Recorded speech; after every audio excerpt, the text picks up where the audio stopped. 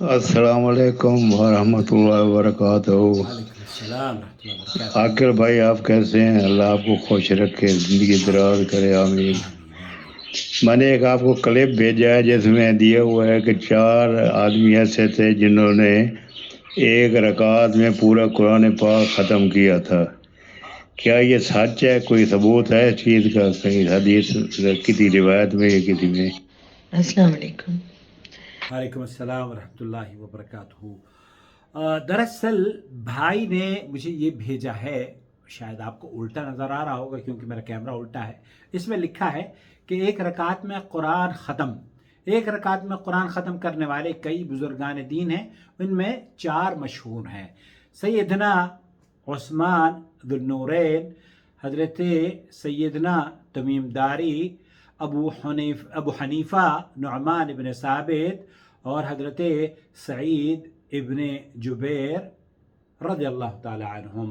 ये दरअसल इस तरह के पम्फलेट असल में बहुत सारी ऐसी शख्सियात हैं जिनके बारे में हम उनका मरकज़ और ओहदा या उनकी इज़्ज़त को, उसमें इज़्ज़त में इजाफे करने के लिए बहुत सारी चीज़ें मन घड़त ऐड कर लेते हैं। उन्हीं में से माज़रत के साथ हज़रत अली रज़ियल्लाहु ताला अन्हु भी हैं, जिनके बारे में नबी करीम सल्लल्लाहु अलैहि वसल्लम की अगर फजीलत वाली रिवायात आपको सुना दी जाए तो वही काफ़ी है।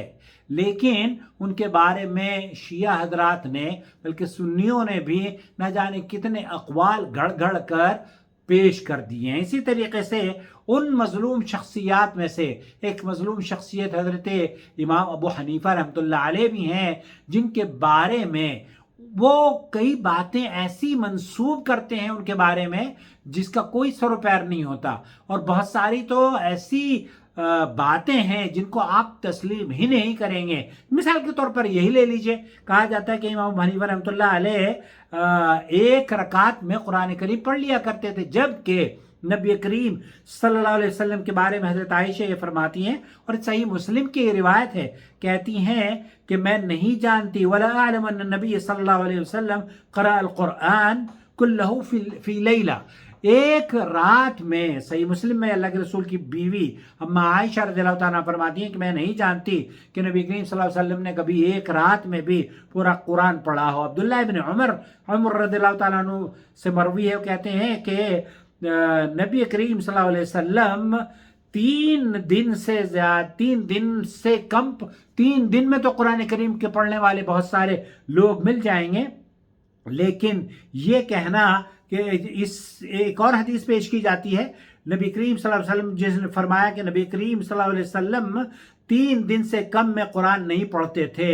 इस हदीस को भी इमाम अलबानी रहमतुल्लाह अलैह ने सिफत सलातुन नबी में नकल किया है। और इसी तरीके से 7 दिनों में भी कुरान पढ़ने का हुक्म है, 3 दिन कम से कम कुरान करीम पढ़ने का हुक्म है। मौलाना अब्दुर्रहमान मुबारक पूरी रहमतुल्लाह अलैह तहफ़्तुल अहवदी में भी इस तरह की रिवायात नकल करते हैं और कहते हैं कि मेरे नज़दीक मुख्तार मज़हब वो है जिसे इमाम अहमद और इमाम इसहाक राहवे वग़ैरह रहमतुल्लाह अलैहिमा ने नकल किया है कि सल्फ़ सालिहीन में से कई अफराद से 3 दिनों में कुरान करीम पढ़ने का जिक्र तो कुतुब में मिलता है, लेकिन रसूल अकरम सल्लल्लाहु अलैहि वसल्लम का अमल और हुक्म सब पर फाइक है। मुमकिन है उन्हें इस बात का इल्म ना रहा हो, इसलिए हमें नबी करीम सल्लल्लाहु अलैहि वसल्लम के उसवे को अपनाना चाहिए। और आप सल्लल्लाहु अलैहि वसल्लम सबसे बेहतर अमल आप ही का है, और आप अलैहिस्सलाम के नज़दीक राज यही है कि कुरान मजीद को 3 दिनों से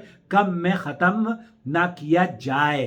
तो ये जो कहा जाता है ना कि इन शख्सियात ने एक एक रात में, इमाम अबू हनीफा के बारे में तो ये कहा जाता है कि इमाम अबू हनीफा अगर उनके सामने कोई वजू कर देता था तो वो गुनाह धुलते हुए उनको नज़र आ जाया करते थे। तो ये चंद बातें गुलू के तौर पर उनकी शान बढ़ाने के लिए पेश की जाती हैं, हालांकि उनकी शान इससे मजरू होती है। उनकी शान इतनी, आप ये समझ लीजिए कि इमाम अबू हनीफा रहमतुल्लाह अलैह के बारे में जब उनका तज़किरा किया जाता है, उनको सिर्फ रहमतुल्लाह अलैह कहना या उन्हें बड़ा इमाम कहना, इमामों में सबसे पहले उनका नाम आप लोग शुमार करते हैं ना, जैसे कि 4 इमाम कहा जाता है कि 4 बड़े इमाम हैं, तो सबसे बड़े इमाम चारों में से इमाम अबू हनीफा रहमतुल्लाह अलैह हैं। तो जब आप इतना बड़ा रुतबा उनको देते हैं تو پھر اس طرح کی بے سند باتیں ان تک منسوب نہیں کرنی چاہیے. ایسا نہ نبی نے بتایا نہ صحابہ نے کسی پر نے عمل کیا کہ ایک ہی رات میں ایک ہی رکعت میں، ایک ہی رات نہیں ہے، ایک ہی رکعت میں کھڑے ہو کر پورا قرآن کسی نے پڑھ دیا ہو. تو یہ فضول اور بے بنیاد بات نشر کی جا رہی ہے. اللہ سے دعا ہے کہ اللہ تعالیٰ اس چینل کو اس طرح کی فضول کی باتوں سے لوگوں کو توبہ کرنے کی توفیق بخشے اور قرآن و سنت سے جوڑنے والا اسے بنا دے. اپنا خیال رکھیں.